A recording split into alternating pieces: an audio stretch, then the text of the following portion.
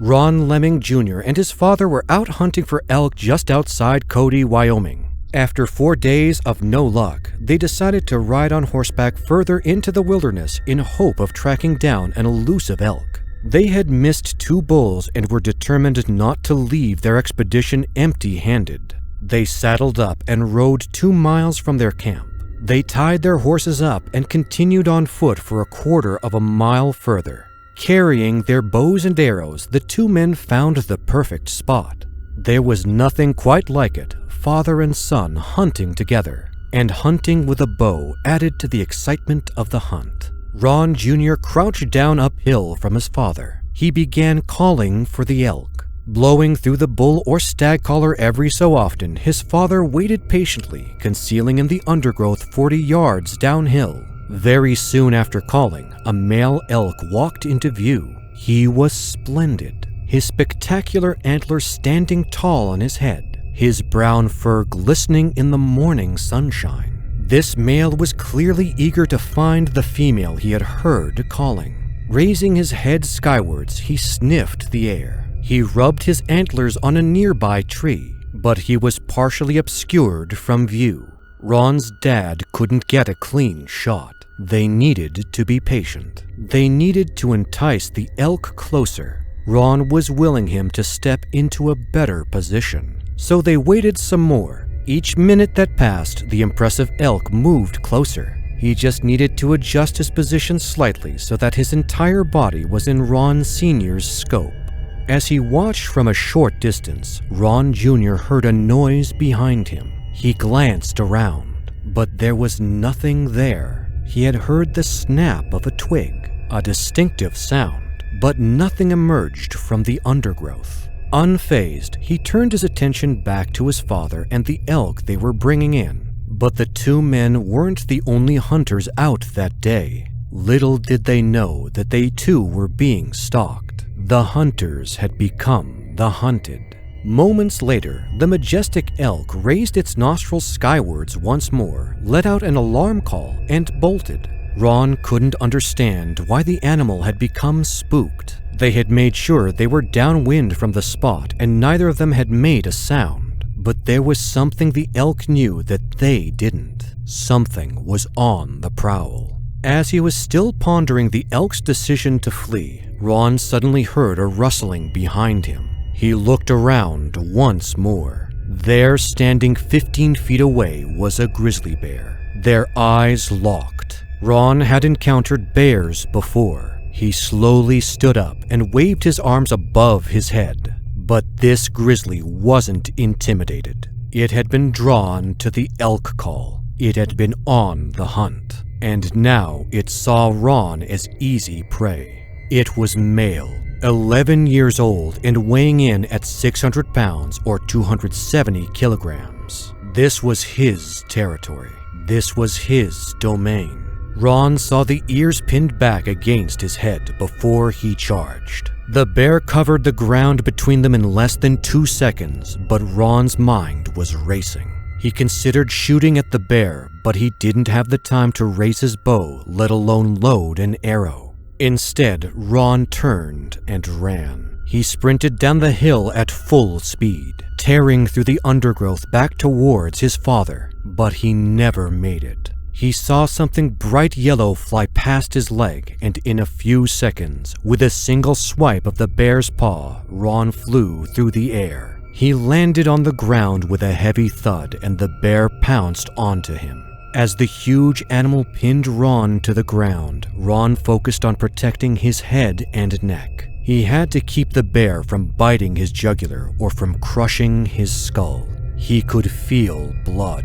The warm, wet liquid trickled over his arms and spattered his face. The bear managed to grab hold of Ron's arms in its jaws. It clamped down. The pressure Rob felt was incredible. With a bite force of 1,100 psi, the grizzly could have snapped Ron's arm in two.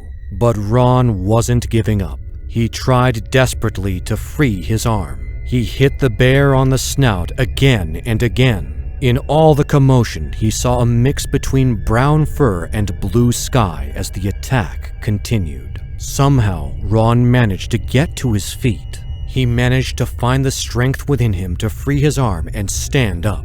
The bear looked at him, its face only feet from Ron's. Once again, Ron turned and ran. He spotted 2 trees that formed a fork. He leapt up the trunk of one of them. He hoped he could leap high enough out of the way, but his efforts weren't rewarded. Instead, the bear reached up and grabbed Ron.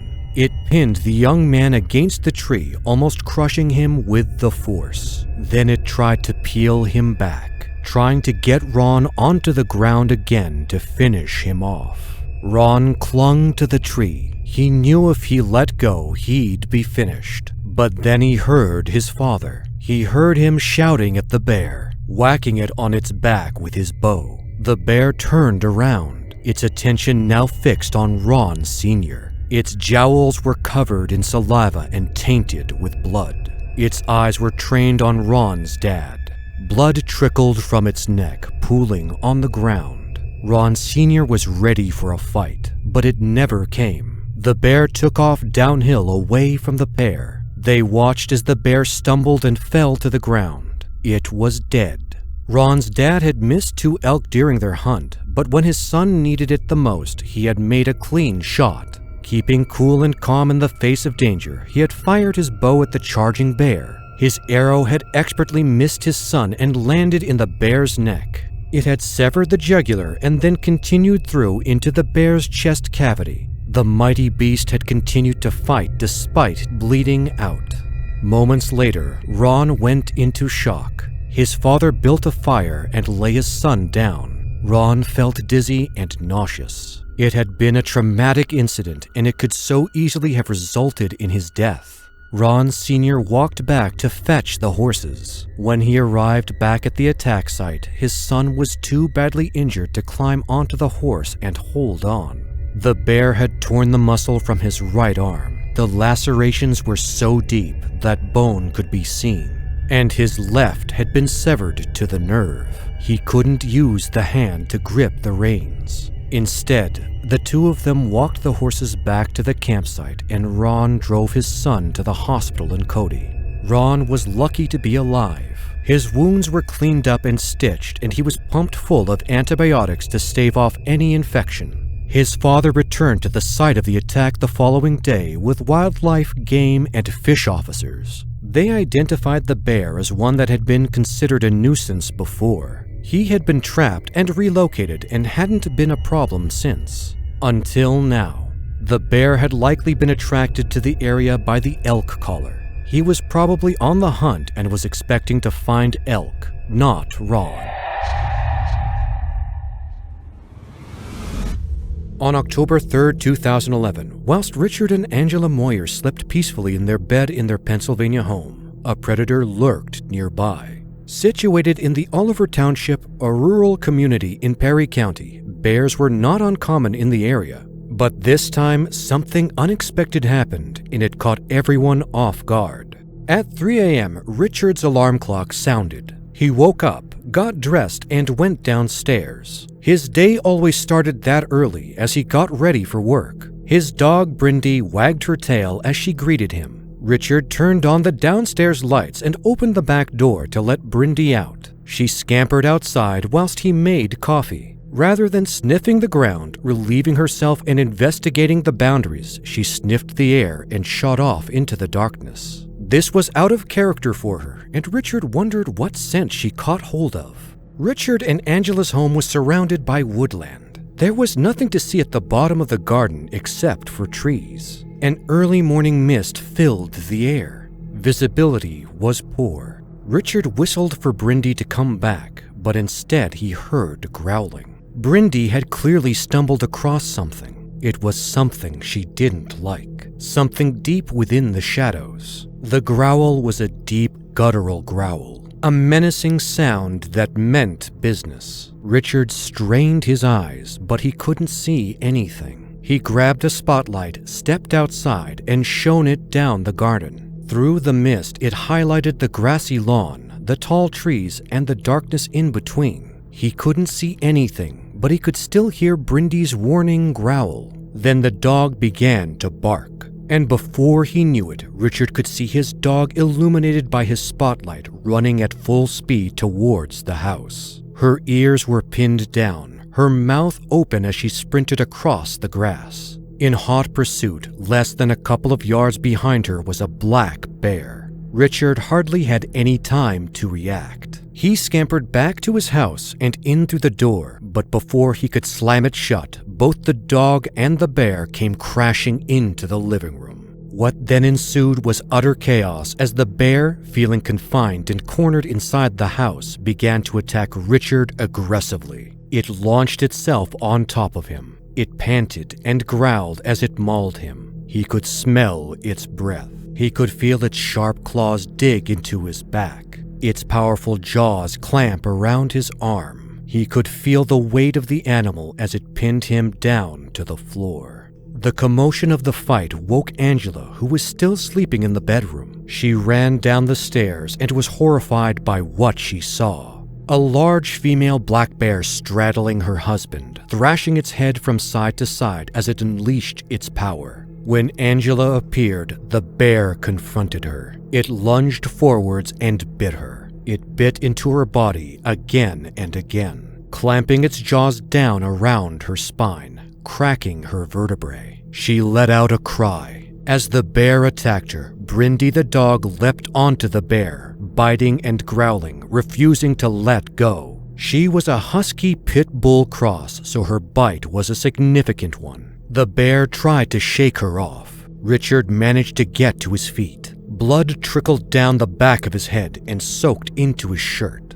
He stumbled slightly and then mustered up the courage to fight back. Terrified it would kill his wife, he threw himself at the bear, jumping onto it, trying to get it to release its grip on Angela. With his full force, he crashed into the bear. He felt its sturdy body barely budge, its thick, shaggy fur against his face. Although the bear hardly flinched, it was the distraction that was needed to save his wife. He had enraged the animal, which released its grip on Angela, whipping its head around and turning its attention once more to Richard. It bit him again and clawed his back and head. Richard tried to defend himself. He tried to clasp his hands around the back of his neck, preventing it from getting a hold of his jugular. Then, as quickly as the attack had begun, the bear stopped, as if nothing had happened. It walked out of the living room, back out the door, and sat down on the patio. It calmly looked around before sniffing the air, and then lumbered off down the garden and back into the woods. Richard and Angela, bloodied, battered, and bruised, called the emergency services. State police and ambulances arrived minutes later, but the bear had vanished.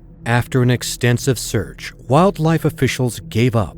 She would have likely been euthanized and tested for rabies. But officials believed that she may have been protecting her young. Maybe Brindy had stumbled across the sow and her cubs and had startled them. It is likely the bear felt threatened in some way, and Richard felt sure that if she wanted them all dead, she could have easily killed them. Her attack was merely a warning to stay away. Richard and Angela were rushed to Harrisburg Hospital, where they received treatment for their injuries. They had each sustained multiple bites, puncture wounds from the bear's sharp teeth, and cuts from being slashed by her claws. Angela received treatment for a cracked vertebra, and doctors used 37 staples to repair a deep gouge along the back of Richard's head. Despite the distressing attack and severe lacerations the couple received, they were discharged from hospital later that day. When they arrived home, they were reunited with their young son who had slept through the entire ordeal.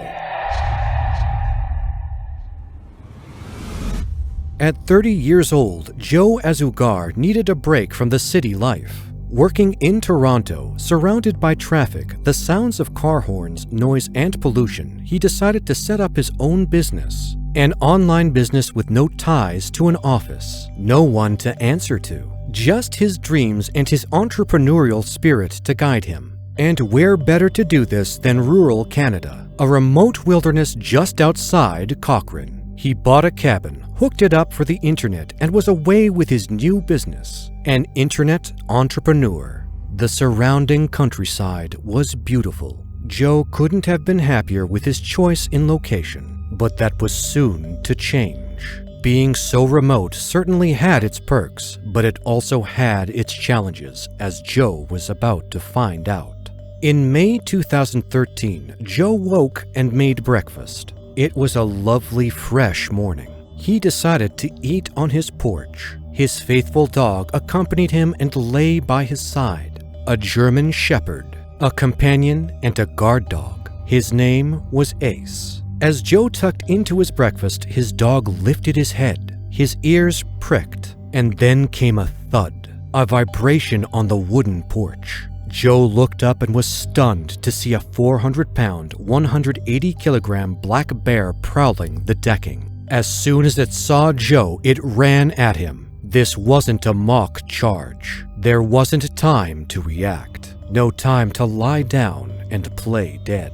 No time to wave his arms above his head and scare the bear away with loud noise. The bear was upon Joe in a second, a frightening and powerful presence as it launched itself across the porch. As it came at Joe, his dog leapt to his feet and attacked the bear. Joe could do nothing but scarper inside his cabin. His dog wouldn't let go of the intruder. His job was to protect his master, but he was losing the battle. The large German Shepherd was no match for the bear, and Joe watched in sadness and despair as he saw his faithful friend ripped apart during the savage attack. Ace was carried into the surrounding woodland by the bear. Joe's shock and sadness turned to horror as he saw the bear return and turn its full attention towards him. There was no stopping the bear. It hadn't stopped at Joe's dog. It wasn't done yet.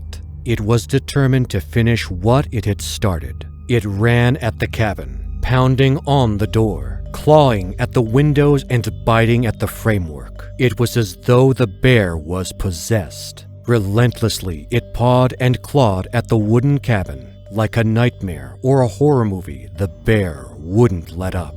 Then the bear crashed into the window. Joe watched as the glass cracked. Any second now, the bear's head would come through the glass. It would dig out its prey, stopping at nothing until it had Joe in its jaws. Seconds later, the bear had forced its way through the window. It now stood inside the cabin. Joe knew he had two choices: take his chances in the cabin or make a run for it. With the bear closing in, he had to make a break for it. As fast as he could, he ran out of the cabin, slamming the door behind him, and ran along the track. But the bear smashed through the door. It jumped off the porch and chased him. Joe looked over his shoulder. The huge bear was thundering towards him. In an instant, it had caught up to him. With one swipe of its paw, it knocked Joe to the ground. He tumbled into a ditch and let out a yell as his face hit the solid earth. And then he felt it. He felt the full force of the attack as the bear showed no mercy. He tried to cover the back of his neck and head with his hands. If the bear got hold of either, Joe knew it would be game over. There was a brief pause in the attack, a moment which gave Joe the chance to curl up into a ball. But when he did so, the bear ripped into his armpit and shoulder. Then Joe screamed out as he felt the bear's powerful jaws lock onto his skull. The pressure was enormous. He heard the scraping of tooth on bone, canine on skull.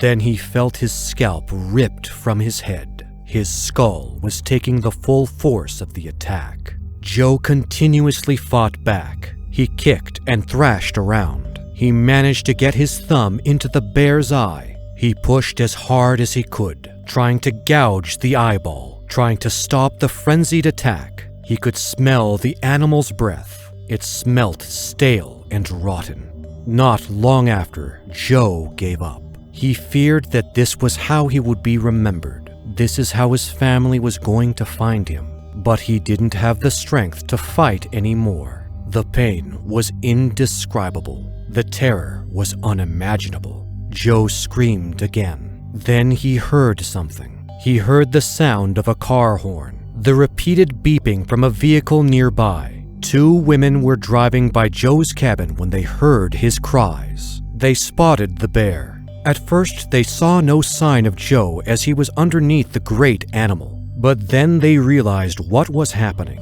With no weapon or bear spray, they could only honk their car horn to try and scare the bear away, or at least distract it enough for Joe to get away. Luckily, the plan worked. The bear was intimidated by the loud noise and the vehicle. It left Joe and rushed off into the surrounding woodland. The two women rushed to Joe's aid. They picked him up off the ground and lifted him into their car. They then drove speedily to the Lady Minto Hospital in Cochrane, 10 miles away. Joe was lucky to be alive. Knowing his dog had been killed whilst trying to save him was devastating, but he was grateful to live another day. He received more than 300 stitches to piece together his scalp, neck, and back. The attack had been ferocious and unprovoked. Wildlife officials managed to find the bear that was responsible for the attack and euthanized it. Joe spent several days in hospital recovering from his injuries. He was joined by his girlfriend and mother, who traveled from Toronto to be by his bedside. He was incredibly grateful to the women who saved him. Without their intervention, he would have likely been killed.